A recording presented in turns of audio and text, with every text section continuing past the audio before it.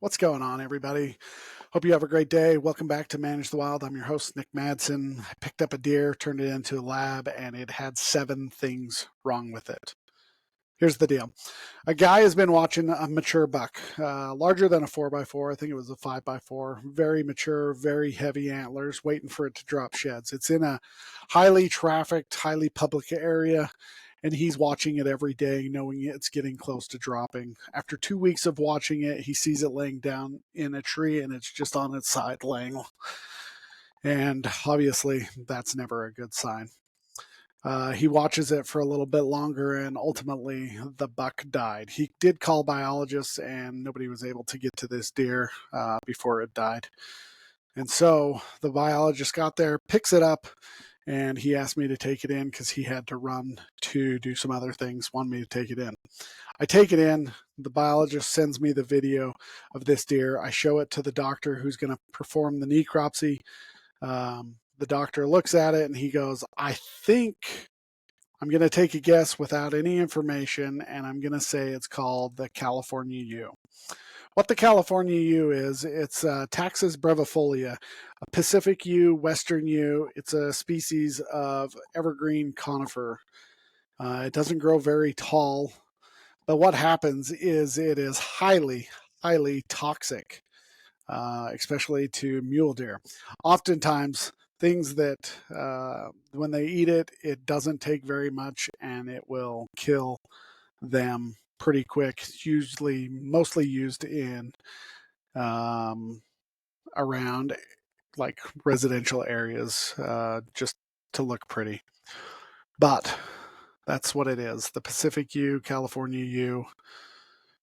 And he said, I'm pretty sure that's what I think it is. So he said, I'm going to run a battery of tests and then I'll let you know.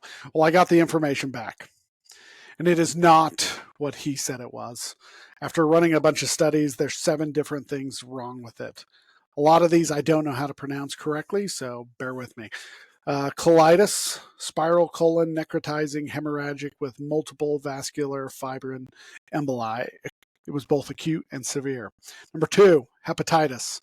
Number 3, sarcocytosis in the tongue and in the skeletal muscles. Number 4, ticks. Number 5, sarcocytosis. Don't know what that is. And then nasal pharyngeal. It had like bot worms in its nose. Okay, but here's the real kicker. This is what ultimately killed it. It wasn't California Ewe. What they believed, because there was a bunch of body decomposition. This is what it said. While severe postmortem analysis hinders assessment of many of the tissues because it started breaking down, they couldn't do very good. Ultimately, they knocked it down to a couple. 1, Salmonella septicemia. It was near a dairy, and there was also a pond, a retaining pond or retention pond for all the different fluids coming off that farm. There is a possibility that it got salmonella from that area.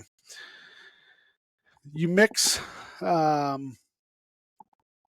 salmonella with all the different infections, and that is probably most likely the next killer. Sarcocytosis, it's what they call an incidental parasite, and it comes from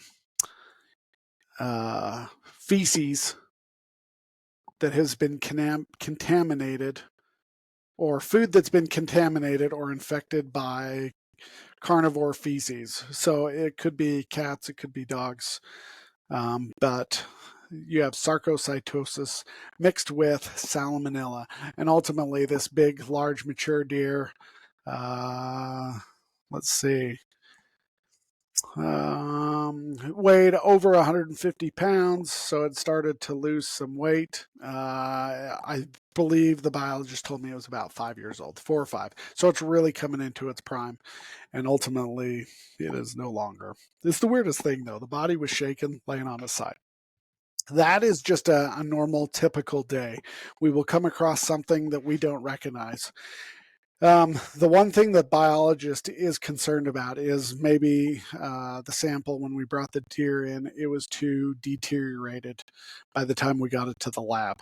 I think he picked it up on a Saturday. They're not open Saturday or Sunday. We had to wait till Monday. I bring it in Monday. That's where that deterioration comes from. The biologist, though, is concerned that maybe we missed something and it's going to pop up again. So today, and I've been checking, we're also checking the Dead Deer app. We have an app that we log on all the points that we pick up dead deer, and he's looking for a hot spot in this area, see if it is California Ewe or is it going to be something a little bit different. CWD has popped up lower in the state. There is a concern that maybe it's been brought up here and we just haven't caught it until now. Definitely not CWD. They did check. But every day we're checking the app, looking at the hotspots, seeing if any hotspots are popping up. We're starting to pick up a lot of fawns in yards that have died from the wintertime. And then today, ultimately, in the area that the deer died, we were looking for a lot of carcasses starting to lay on the ground. That has not happened, so thank goodness.